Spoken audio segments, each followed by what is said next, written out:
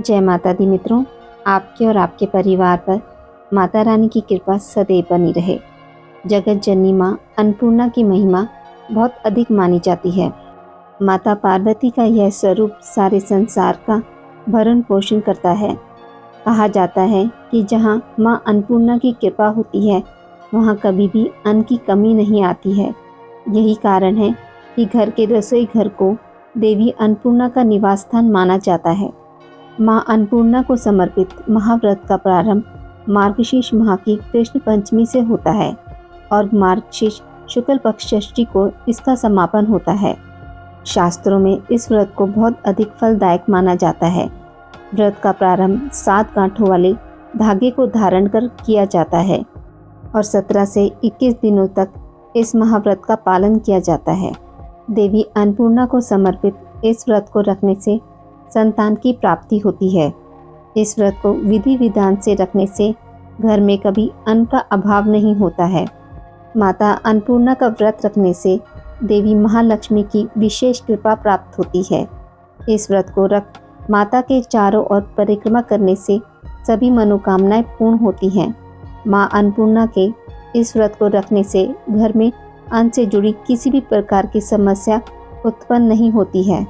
इस दिन पूजा विधि: इस दिन सूर्योदय से पूर्व उठ जाएं और सूर्य को जल अर्पित कर व्रत और पूजा का संकल्प लें। इसके बाद पूजा स्थल को साफ कर वहां गंगा जल छिड़कें। इस दिन रसोई घर की स्नान से पूर्व अच्छे से सफाई कर लें और वहां भी गंगा जल का छिड़काव करें। इसके बाद गुलाब जल का छिड़काव करें। अब जिस चूल्हे पर आपको भोजन बनाना है उस पर हल्दी, कुमकुम, चावल, पुष्प, धूप और दीपक से पूजन कर लें। इसके बाद माँ अन्नपूर्णा की प्रतिमा तस्वीर को किसी चौकी पर स्थापित करें। फिर एक सूत का धागा लेकर उसमें 17 गांठें लगा लें और उस धागे पर चंदन और कुमकुम लगाकर माँ अन्नपूर्णा की तस्वीर के समक्ष रख दें। इसके बाद 10 दूर्वा और 10 अक्षत अर्पित करें। इसके बाद माँ अन्नपूर्णा की धूप व दीप आदि से विधिवत पूजा करें और देवी से प्रार्थना करें कि हे माँ, मुझे धन, धान्य, पशु, पुत्र, आरोग्य, यश आदि सभी कुछ दें। इसके बाद पुरुष इस धागे को दाएं हाथ की कलाई पर और महिला इस धागे को बाएं हाथ की कलाई पर पहन लें। इसके बाद माँ अन्नपूर्णा की कथा सुनें। फिर बनाए गए प्रसाद का भोग लगाएं और 17 हरे धान के चावल और 16 दुर्वा को लेकर माँ अन्नपूर्णा की प्रार्थना करें और कहें, आप तो सर्वशक्तिमयी हैं, इसलिए सर्वपुष्पयी ये दुर्वा आपको समर्पित है। इसके बाद किसी निर्धन व्यक्ति या ब्राह्मण को अन्न का दान अवश्य करें। माता अन्नपूर्णा की व्रत कथा। एक समय की बात है, काशी निवासी धनंजय की पत्नी का नाम सुलक्षणा था। उसे अन्य सुख प्राप्त थे, केवल निर्धनता ही उसके दुख का कारण थी। यह दुख उसे हर समय सताता था। एक दिन सुलक्षणा पति से बोली, स्वामी, आप कुछ उद्यम करो तो काम चले। इस प्रकार कब तक काम चलेगा? सुलक्षणा की बात धनंजय के मन में बैठ गई और वह उसी दिन विश्वनाथ शंकर जी को प्रसन्न करने के लिए बैठ गया और कहने लगा, हे देवाधिदेव विश्वेश्वर, मुझे पूजा पाठ कुछ आता नहीं है, केवल तुम्हारे भरोसे बैठा हूँ। इतनी विनती करके वह 3 दिन तक भूखा प्यासा बैठा रहा। यह देखकर भगवान शंकर ने उसके कान में अन्नपूर्णा, अन्नपूर्णा, अन्नपूर्णा इस प्रकार 3 बार कहा। यह कौन क्या कह गया? इसी सोच में धनंजय पड़ गया कि मंदिर से आते ब्राह्मणों को देखकर पूछने लगा, पंडित जी, अन्नपूर्णा कौन है? ब्राह्मणों ने कहा, तू अन्न छोड़ बैठा है, सो तुझे अन्न की ही बात सूझती है। जाकर अन्न ग्रहण कर। धनंजय घर गया, स्त्री से सारी बात कही। वह बोली, नाथ, चिंता मत करो, स्वयं शंकर जी ने यह मंत्र दिया है, स्वयं ही खुलासा करेंगे। आप फिर जाकर उनकी आराधना करें। धनंजय फिर जैसा का तैसा पूजा में बैठ गया। रात्रि में भगवान शंकर ने आज्ञा दी, कहा, तू पूर्व दिशा में चला जा। वह अन्नपूर्णा का नाम जपता जाता और रास्ते में फल खाता, झरनों का पानी पीता जाता। इस प्रकार कितने ही दिनों तक चलता गया।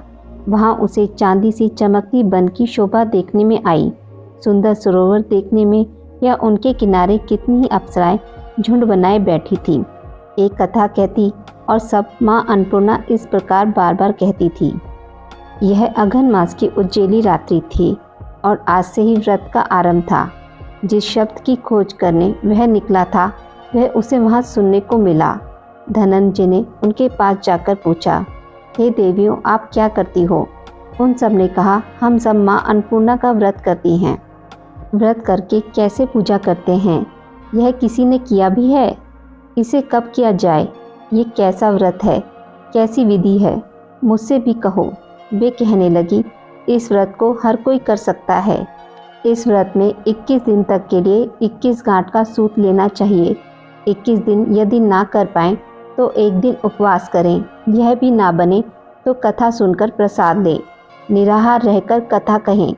कथा सुनने वाला कोई ना मिले तो पीपल के पत्तों को रख सुपारी या ग्वारपाठा वृक्ष के सामने एक दीपक को साक्षी कर सूर्य, गाय, तुलसी या महादेव को बिना कथा सुनाए मुख में दाना ना डालें।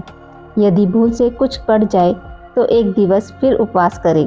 व्रत के दिन क्रोध ना करें और झूठ ना बोलें। धनंजय बोला, इस व्रत को करने से क्या होगा? वे कहने लगी, इसके करने से अंधों को नेत्र मिले, लूलों को हाथ मिले, निर्धन के घर धन आए, बांझी को संतान मिले, मूर्ख को विद्या आए। जो जिस कामना से व्रत करे माँ उसकी इच्छा पूरी करती हैं। वह कहने लगा, बहनों, मेरे भी धन नहीं है, विद्या नहीं है, कुछ भी तो नहीं है। मैं तो दुखिया ब्राह्मण हूँ। मुझे इस व्रत का सूत दोगी? हाँ भाई, तेरा कल्याण हो, तुझे देंगी। ले इस व्रत का मंगल सूत्र ले। धनंजय ने व्रत किया। व्रत पूरा हुआ। तभी सरोवर में से 21 खंड की स्वर्ण सीढ़ी हीरा मोती जड़ी प्रकट हुई। धनंजय जय अन्नपूर्णा कहता जाता था। इस प्रकार कितनी ही सीढ़ियाँ उतर गया तो क्या देखता है कि करोड़ों सूर्य से प्रकाशमान अन्नपूर्णा का मंदिर है। उसके सामने सुवर्ण सिंहासन पर माता अन्नपूर्णा विराजमान है। सामने भिक्षा हेतु शंकर भगवान खड़े हैं। देवांगनाएं चंवर डुलाती हैं। कितनी ही हथियार बांधे पहरा देती हैं। धनंजय दौड़कर जगदम्बा के चरणों में गिर गया। देवी उसके मन का कलेश जान गई। धनंजय कहने लगा, माता, आप तो अंतर्यामिनी हो, आपको अपनी दशा क्या बताऊं? माता बोली, मेरा व्रत किया है, जा, संसार तेरा सत्कार करेगा। माता ने धनंजय की जीवा पर बीज मंत्र लिख दिया। अब तो उसके रोम रोम में विद्या प्रकट हो गई। इतने में क्या देखता है कि वह काशी विश्वनाथ के मंदिर में खड़ा है। माँ का वरदान ले धनंजय घर आया। सुलक्षणा से बात कही। माता जी की कृपा से उसके घर में संपत्ति उमड़ने लगी। छोटा सा घर बहुत बड़ा गिना जाने लगा। जैसे शहद के छत्ते में मक्खियाँ जमा होती हैं, उसी प्रकार अनेक सगे संबंधी आकर उसकी बड़ाई करने लगे। कहने लगे, इतना धन और इतना बड़ा घर, सुंदर संतान नहीं तो इस कमाई का कौन भोग करेगा? सुलक्षणा से संतान नहीं है, इसलिए तुम दूसरा विवाह करो। अनिच्छा होते हुए भी धनंजय को दूसरा विवाह करना पड़ा और सती सुलक्षणा को शोक का दुख उठाना पड़ा। इस प्रकार दिन बीतते गए। फिर अघन मास आया। नए बंधन से बंधे पति से सुलक्षणा ने कहलाया कि हम व्रत के प्रभाव से सुखी हुए हैं, इस कारण यह व्रत छोड़ना नहीं चाहिए। यह माता जी का प्रताप है जो हम इतने संपन्न और सुखी हैं। सुलक्षणा की बात सुन धनंजय उसके यहाँ आया और व्रत में बैठ गया। नई बहू को इस व्रत की खबर नहीं थी। वह धनंजय के आने की राह देख रही थी। दिन बीतते गए और व्रत पूर्ण होने में 3 दिवस बाकी थे कि नई बहू को खबर पड़ी। उसके मन में ईर्ष्या की ज्वाला दहक रही थी। सुलक्षणा के घर आ पहुंची और उसने वहां भगदड़ मचा दी। वह धनंजय को अपने साथ ले गई।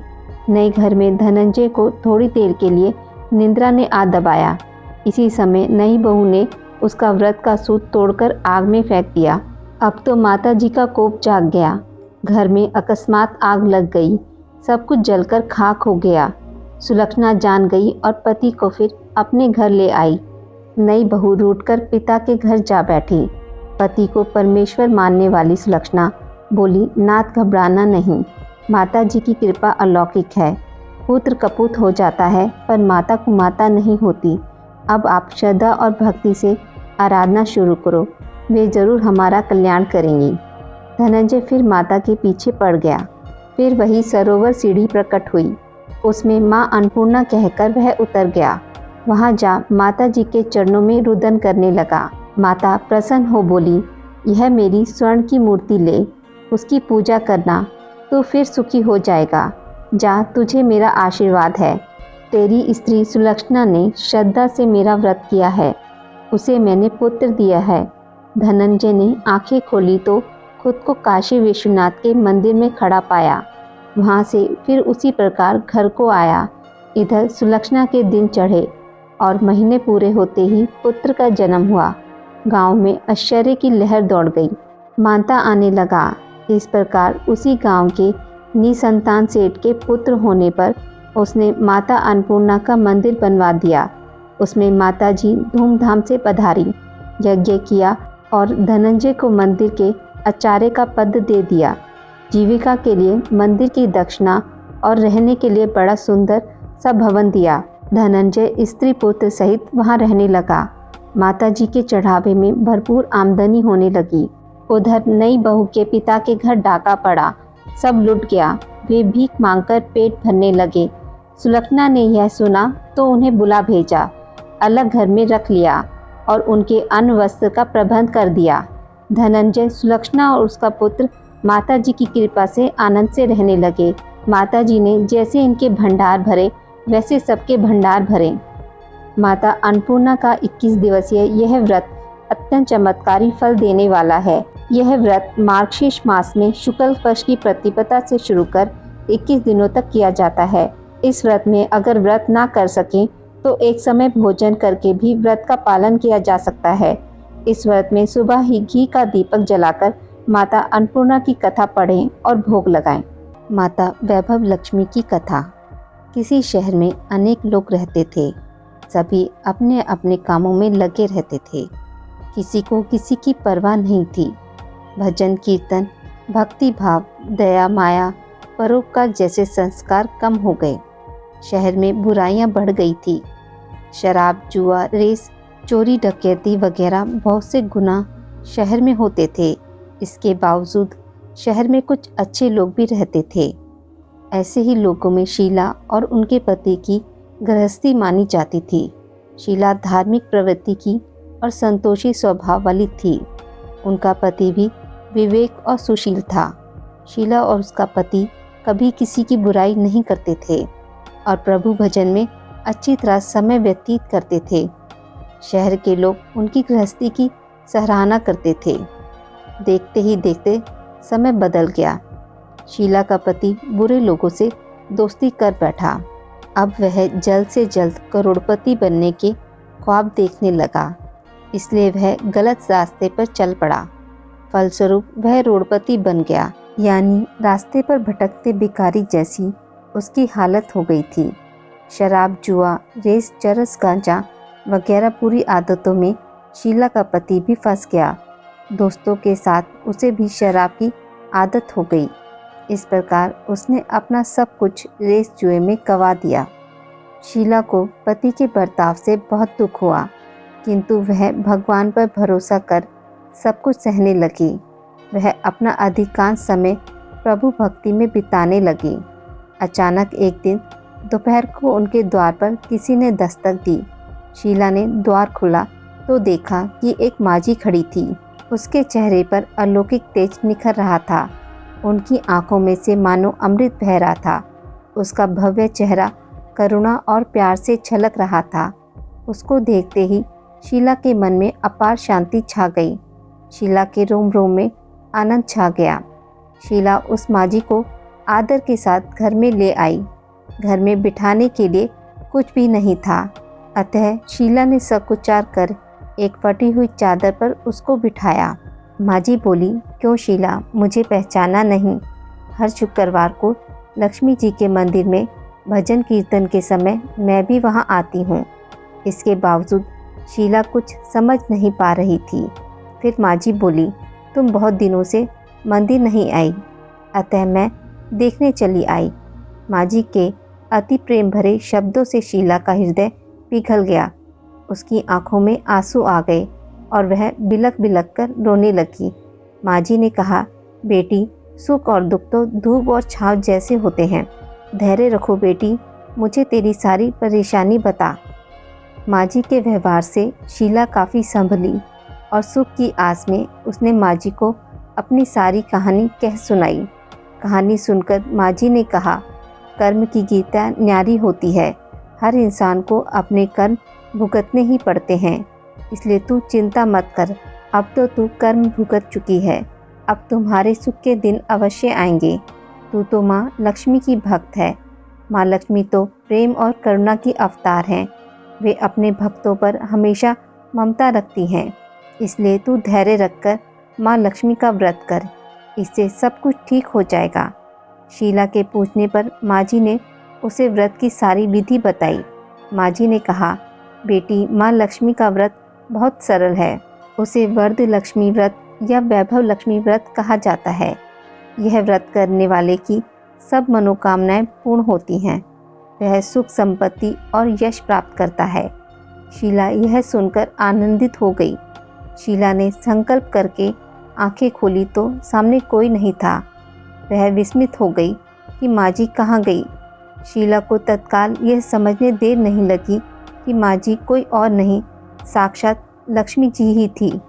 दूसरे दिन शुक्रवार था। सवेरे स्नान करके स्वच्छ कपड़े पहनकर शीला ने माँ जी द्वारा बताई हुई विधि से पूरे मन से व्रत किया। आखिर में प्रसाद वितरण हुआ। यह प्रसाद पहले पति को खिलाया। प्रसाद खाते ही पति के स्वभाव में फर्क पड़ गया। उस दिन उसने शीला को मारा नहीं, सताया भी नहीं। शीला को बहुत आनंद हुआ। उनके मन में वैभव लक्ष्मी व्रत के लिए श्रद्धा बढ़ गई। शीला ने पूर्ण श्रद्धा भक्ति से 21 शुक्रवार तथा वैभव लक्ष्मी व्रत किया। 21वें शुक्रवार को माँ जी के कहे मुताबिक उद्यापन विधि करके 7 स्त्रियों को वैभव लक्ष्मी व्रत की 7 पुस्तकें उपहार में दी। फिर माँ जी के धन लक्ष्मी स्वरूप की छवि को वंदन करके भाव से मन ही मन प्रार्थना करने लगी। हे माँ धन लक्ष्मी, मैंने आपका वैभव लक्ष्मी व्रत करने की मन्नत मानी थी। वह व्रत आज पूर्ण किया है। हे माँ, मेरी हर विपत्ति दूर करो, हमारा सबका कल्याण करो। जिसे संतान ना हो उसे संतान देना। सौभाग्यवती स्त्री का सौभाग्य अखंड रखना। कुंवारी लड़की को मन भावन पति देना। जो आपका यह चमत्कारी वैभव लक्ष्मी व्रत करे, उनकी सब विपत्ति दूर करना, सभी को सुखी करना। हे माँ, आपकी महिमा अपार है। ऐसा बोलकर लक्ष्मी जी के धन लक्ष्मी स्वरूप की छवि को प्रणाम किया। व्रत के प्रभाव से शीला का पति अच्छा आदमी बन गया और कड़ी मेहनत करके व्यवसाय करने लगा। उसने तुरंत शीला के गिरवी रखे गहने छुड़ा लिए। घर में धन की बाढ़ सी आ गई। घर में पहली जैसी सुख शांति छा गई। वैभव लक्ष्मी व्रत का प्रभाव देखकर मोहल्ले की दूसरी स्त्रियां भी विधि पूर्वक वैभव लक्ष्मी व्रत करने लगीं।